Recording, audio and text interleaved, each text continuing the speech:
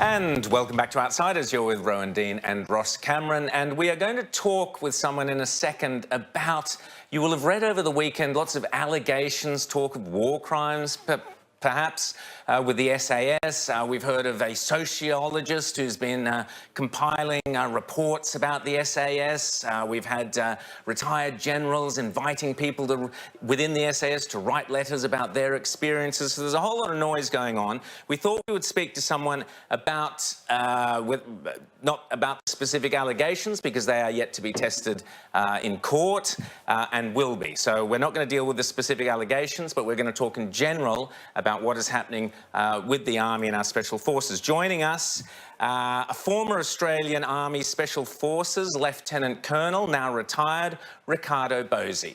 Welcome to Outsiders, Riccardo. Thanks, Ron. Thanks, Ross. So talk us through your background. You were in Kuwait, you've worked for the United Arab Emirates as a consultant, you headed up the parts of the Special Forces. So talk us through your specific knowledge of the Special Forces and the SAS. I served in the Specialist Service Regiment, 1st Commando Regiment, and they're two regiments within the Special Forces family. Yep. And the headquarters as well. And when was this? From 85 through to 2004. Right, okay. And what was your role there? In the regiment, I was a troop commander, vehicle commander, troop commander. Yep. Then in the commandos, I was a company commander. In the headquarters, I was the director of capability development, which is future warfare planning. Right. Thinking ahead of the curve. Okay, so your concerns about, so we'll just read out from one of the articles. The SAS became so concerned about alleged misconduct by its elite troops, Riccardo, that in late 2015, one of the SAS's commanders invited every member of the regiment to write to him personally about alleged misconduct. And this has led to the allegations we've heard about a code name Leonidas allegedly kicking some guy down a cliff, and allegations to do with his death.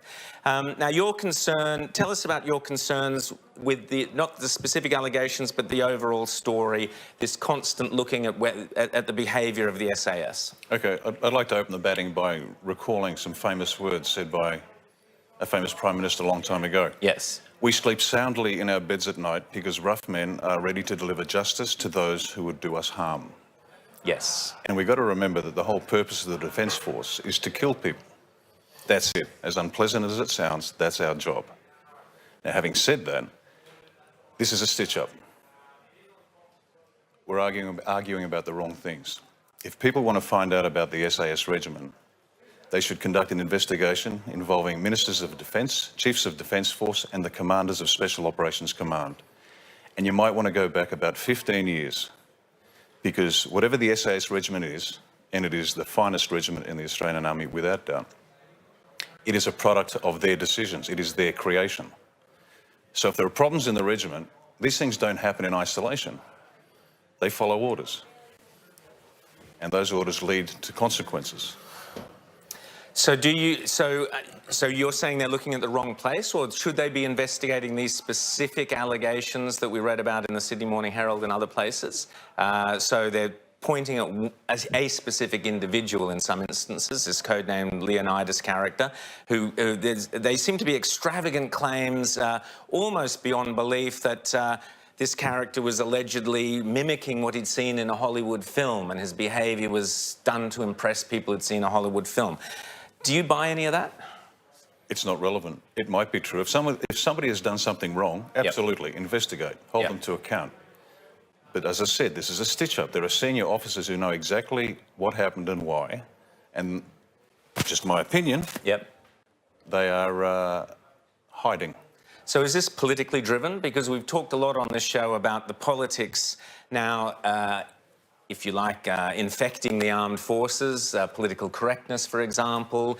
We've got a sociologist, her name here I have, who has been working. She's on a Samantha Kromfurt's, has a consulting firm which has received contracts of about $3.5 million from the Defence Department for a series of projects aimed at examining and changing the culture within the Defence Forces. So how important is it to change the culture, and to what extent are these allegations the result of this sort of spotlight being put on the culture of the forces rather than specific incidents? Your first question was, is the government complicit? Absolutely. They have an agenda to emasculate the Defence Force. But what they seem to forget is the other side has a vote, and they're not going to emasculate theirs. War's a nasty business. This is not fun, and it's not fair. Second point, Samantha Crumpet is uniquely unqualified to examine anything and give advice to anybody. I wouldn't trust her. In your opinion? In my opinion, of course. Yeah. I wouldn't trust her to give me advice to what to feed my dog. Well, they're sociologists, and to what extent do you think that having a sociologist studying the armed forces, the report says that she is uniquely qualified with her firm, Rapid Context, to do research projects, organisational reviews and evaluations to deliver accurate analysis. Do you think that's the case? She's uniquely unqualified, in my opinion. Once again, this is a Defence Force. Yep. She has no expertise, she has no understanding of it, so she has no ability to make an accurate assessment. So from your understanding, having been there, tell us about your actual experience in battle situations. Okay. Most recently, I was contracted, after I retired, I was contracted by the United Arab Emirates Special Operations Command to help them raise their level of capability. Yep. And the range of work I did was high-level strategic planning, capability development frameworks, and at the lower level we trained up teams in the UAE and then deployed with them to Afghanistan to conduct operations there. The Commander Special Operations Command, who's a tremendous bloke, pulled me aside and said, "Rick, I want you to make our men like the SAS." Now, that's a tough call. Yeah. But we got close. We got the UAE Special Operations soldiers doing things they had never done before. And they told us it couldn't be done, but my team and I did it. We got them outside the wire, on their hind legs, leading operations, combined operations with the Americans, and doing a tremendous job. Well, look, my question is, I mean, I believe one should bring a judicial temperament to any kind of allegation, and obviously we're not sifting through the individual details. But the thing that concerns me is this feeling that not only has the Commonwealth Public Service, instead of being massively preoccupied with the citizens' needs and serving the citizen, the Commonwealth Public Service has just turned in on itself with a total preoccupation with its own recruitment practices and with its unconscious bias and with its gender ratios and blah, blah, blah. The poor old citizen comes stone motherless last. And my sense is likewise in the Defence Force. Really, it started before David Morrison, who may prefer to be described as David Morris person because of the risk of gender, that once he started going on about, the standard you walk past, blah, blah, blah, all of it, this internal preoccupation, I'm saying there's a sense in which I don't kind of really want to know all the details of what goes on at the moment of confrontation. I just want you guys to keep us safe, and I have this feeling that the government is absolutely determined to sort of pick every thread in the jumper rather than supporting you guys to do your job. So what's the impact on morale, basically? Well, 2 points. You're exactly right. I think it is an intentional strategy on behalf of the government. The SAS regiment specifically, in my opinion, and the ADF generally have been betrayed by headquarters ADF. We expect politicians to be self-serving, ignorant, lazy, stupid. It's an expectation. We expect more from our generals, and our generals have let us down. Our air marshals, our generals and our admirals have let us down. They've drunk the Kool-Aid. And anybody below the rank of lieutenant colonel and below are furious. And they have every right to be. In my opinion, they've been betrayed. And if they're going to betray the SAS regiment, they're going to betray the entire ADF. Well, this is the thing. I see the job in the same way that if you're the CEO of the AFL, your job is to fight to keep politics out of your code. And in the same way, I say, if you're a general, your job is to resist this sort of desire to feminise, to sort of turn the armed forces into an HR department of the ANZ Bank, with a group of, of quota floats wandering around. Is there an SAS float? You must not use that word in that sentence, Is there anyone in the Defence Forces who the ranks can look up to as somebody fighting for the traditions which have made us a proud force around the world? There might be one or two. They're not many because they remain silent. There's a club, a quiet club where no one criticises anyone. And that's the most egregious part of this for me, because there are a number of retired generals, admirals and air marshals who lack the spine to speak up and say this is wrong, because I know many of them do, but they would say nothing. They would rather preside over the smoking ruins of the Defence Force as the Chief of the Defence Force rather than actually resign, retire and criticise the decisions of hire. Yeah. They are terribly well trained. They're excellent commanders, but there's not a leader amongst them, because there's a difference. Command is the lawful execution of your authority. Leadership comes from here. And here's how I define it. And this is a tough definition. But real leadership is someone who uses nothing but what they are, to unite many to achieve good. So it's not about manipulation, power, force, because I can put a gun to your head and you'll do what I say. It's extremely exhilarating. He doesn't always. I've tried it. Well, it might not work with Ross. But, most people would respond to that. Yeah. But that's not leadership. Yeah. They're great commanders, but not a leader amongst them. The best leaders in the army are corporals, because they have to look at their mates in the eye and say, come on, fellas, follow me. And they share the risks. Well, you see, I'm going to have... I've had a relationship with Maurice Payne, Minister for Defence, for basically 30 years. We've had perfectly amicable private relationship. But I have to say to you that my view is that her selection as Minister was a kind of deliberate message to the forces that the Turnbull government is not interested in Defence Force capability. The Turnbull government is interested in getting sort of like one of those little clear plastic tools that we got in primary school where you could colour in a circle and a triangle and a plus sign, and she just wants to take this gender ratio and just superimpose it across Australia's Defence Force. No matter what else the cost and consequence is, we're going to spend $100 million if we have to get more women doing dusty, dirty, dangerous jobs around bombs that tend to blow up. And surprise, surprise, they don't want to do it, so let's spend another $100 million, because I have the feeling the Minister for Defence does not care about Defence Force capability. No, it's a joke. I remember seeing a photograph of the EU Ministers for Defence, and they're all female. This is a victory for women. Yeah. Look, I'm an old man. I gave up this game a long time ago, but I'm still down at the gym twice a week lifting somewhere between 15 to 25 tonnes. Now, I guarantee there's not a woman in the Defence Force that could, after a 15-kilometre run, wearing a full pack, full combat load, and that's about 50 to 60 kilos, depending on the op, can drag me and my kid across 50 metres of broken ground. They're going to sacrifice good men's lives on the altar of insanity, feminism. It's nuts. It's insane. And we've had the political correctness. We had Justin Huggett on the show a few weeks ago. He was upset about the idea that the icons, those, the phantom death skulls and all that, he was upset that Angus Campbell was attacking those. We've had the gender issue. How do you see political correctness as the real enemy here? Is that what's happening? It's the tool. It's not the enemy, the tool. The enemy is the government, because they are destroying the country. If you have a look at what the government is doing in defence or in power, if you look at the elements of national greatness, what makes a nation great? It's easy. There are pieces that you put together and you can audit.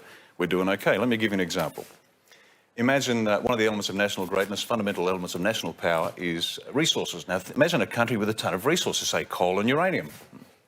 Let's say another one is space. I want to get a country with lots of space, let's say. A culture, a world-beating culture. Australia has everything it needs. Everything. Yep. To be a great country, bar one thing. That's leadership. That's it. If you replace the leadership, the government, this country would turn around, and we like to pretend that we punch above our weight. We don't really, but we could. Now, you've been consulting in the UAE. Tell us a bit about your work there, just briefly. Okay, initially it was there to plan operations for the UAE, but then once I arrived, there were obvious gaps in capability. And so I designed a strategy process where His Highness would say, I would like this to occur. And when their Highnesses express wishes, the world moves very quickly. But there wasn't a sophisticated system in place. So what I did was I took the best of strategic planning from the ADF, the UK and the US, and designed a very simple but clear process where his wish would be described, and we'd follow a list of processes, so we actually created all the capability in its entirety. For example, if you want to conduct air operations, you need an aircraft, but you need a pilot, and you need training, and you need maintenance, and you need tools, and you need real estate at the airport, and you need fuel. So without all these parts understood and put together, you don't actually get the capability. So I designed that for the UAE Special Ops entirety, and then we worked our way down and refined it to the point where we... So if you take that strategy, Riccardo, what's happening in politics is that our political leaders are designing the wrong thing. They're designing the gender equal, diverse, inclusive, politically correct sort of army that they want. They're not designing an army to go out and, as you say, kill people in order to keep us safe. Oh, absolutely. They have an agenda that's got nothing to do with Australia. Now, I'm going to read a brief statement by Andrew Hastie, a good friend of this program. He's been on Outsiders before. He is a former SAS and now in politics. Following the allegations, he's said that as a former SAS officer, he finds the allegations of war crimes deeply troubling. He says, I know that many good men and women have served in the Special Air Service Regiment since 1957. They have served our nation quietly in the shadows and shown incredible bravery under fire. He goes on to talk about Sergeant D, who was awarded the Star of Gallantry for courage under fire, running into machine gun fire in order to rescue a trooper. This is the key thing. He says, war is a terrible, degrading thing. Our soldiers have had to make tough decisions in complex, dangerous and uncertain environments. People are imperfect. But he also goes on to say that people who wear the uniform must be accountable. It is important that the Australian people know that the Special Air Service Regiment is currently led by one of the finest officers that Andrew has ever worked with. So here we have this kind of dichotomy where you've got on the one hand the politicians pushing one agenda, and you're saying that the soldiers or the below Lieutenant Colonel, they're fuming at what's going on. Absolutely, and I'd love our politicians to be held to the same standard. It'd be nice. Now imagine this, imagine if parliamentarians were required to apply the same standards as company directors, that they are severally and individually responsible and liable for their decisions. And all of a sudden, they'd be a whole lot more careful before they made one decision. And before they'd sign the Paris Agreement, they'd be a lot more careful. So we have a bunch of politicians whom I don't hold in high regard, as you can imagine, rightly questioning, because that's their responsibility, but the smear, it's got Turnbull's fingerprints all over it. It's a smear allegation. The Sydney Morning Hamas is doing its bit to drip feed allegations and smear. No actual serious investigation, no AFP, no charges laid, but let's keep smearing them because their objective is to remove the SAS. Why? Because that's what the left wants to do. And we have a left Prime Minister. One of the... in my opinion. One of the... Got that, Riccardo? One of the costs for which there is no accounting standard is what happens to an organisation where I would say in the armed forces generally, but the SAS in particular, you can never remunerate a combat soldier adequately for the risks that he is taking on the front line. You can't pay, you can't add another 20k for the bullet as it whizzes past. Domestic violence leave, 10 days a year. So therefore, the motivation in part comes from ambition, comes from the hope that you can distinguish yourself and rise through the ranks. So then once the minister at the top says, no, the only people who will rise through the ranks have a particular combination of chromosomes, which has nothing to do with their battle performance. And I would like to, my fear is that by destroying the power of male ambition,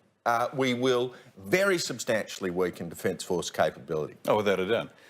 It was common knowledge that lieutenant colonels, that rank, combat hardened, and knew exactly what it was like, were resigning because they were told they weren't going to get promoted because the gender quota had to be met. And then, the general said there's all sorts of weasel words. No, there's no quota. Of course there is. Of course there is. So they're leaving.